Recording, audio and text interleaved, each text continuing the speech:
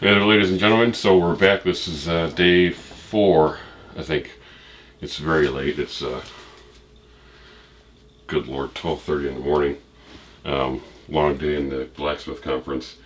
Gonna cut my head out of this video for most of it, but it's for a good cause. I trust you. My head's not that pretty, and I'm not the subject. This cast iron skillet here is the subject. So let's take a look.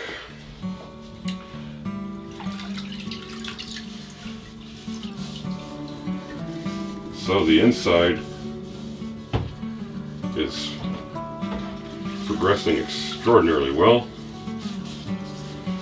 How well is that showing up on the camera? I mean, yeah, you can kind of see what's going on there.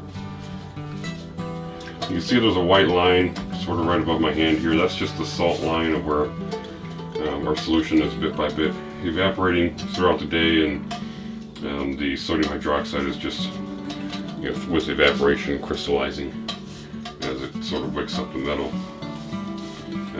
Totally harmless, it'll just dissolve right away in the bath. Sodium hydroxide doesn't hurt iron. The reason why it doesn't hurt iron, oh my goodness, look at the backside of this. Holy cow, that's almost completely clean.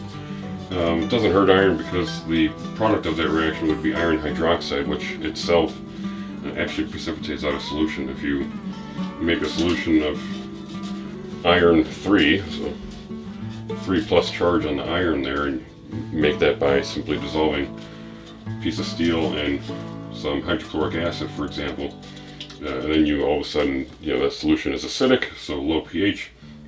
If you all of a sudden make that a basic solution by adding sodium hydroxide, for example, then magically you'll start to see a sort of it's like a reddish brown, purplish kind of colored precipitate, and the precipitate means a solid is actually coming out of solution.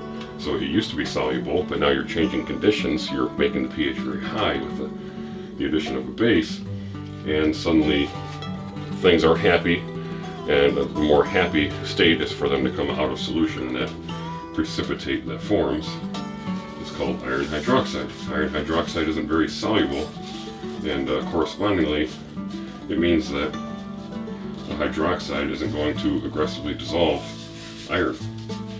So we can get away with soaking our cast iron skillet here in sodium hydroxide without really any concern at all about damaging the underlying metal of our skillet.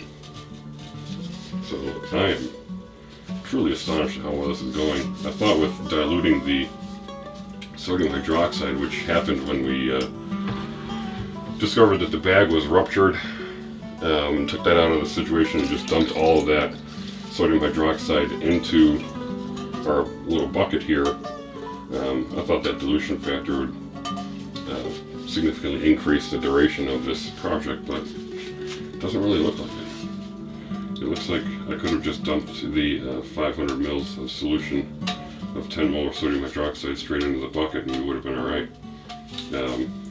But I don't have any regrets. I thought the bag approach worked pretty well up until the point where it stopped working well, but no worries. I think we're still within reason to have the skillet by and large cleaned up. Maybe not within 5 days total, because that'd be tomorrow. I don't know that we'll get there, but probably, surely by Monday, I think this thing will be in really good shape. Just using my welding brush here to see if I can get rid of some of the schmoo that's still stuck on there a little more aggressively. Yeah, this is very nice progress. I think we already answered the question that I initially set out to answer, and that was, is the skillet salvageable? I think that's a pretty obvious yes at this point. Just a matter of time. This skillet will be back to cooking chicken and steak and eggs. So we'll be back at it tomorrow, and given that there's really not a lot of hard insoluble schmoo remaining on the skillet, we should have like really close to 95, 98% completion by tomorrow. So feeling really good about it. I think this is a totally in the bag project. It only took a few days and required very, very little work. So yeah, once again, I'm a huge proponent of the live bath method, but you really got to take the risks with it. So I am alone. I don't have a wife. I don't have children. There's no pets in my house, so I don't have to worry about my cat accidentally jumping into the bath of sodium hydroxide and things going sideways. I don't have to worry about children accidentally knocking it over and making a catastrophic mess or anything like that. So it's a no-risk situation for me. I have plenty of experience and confidence in working with these materials as a research chemist. So you have to weigh the risks for your own particular scenario.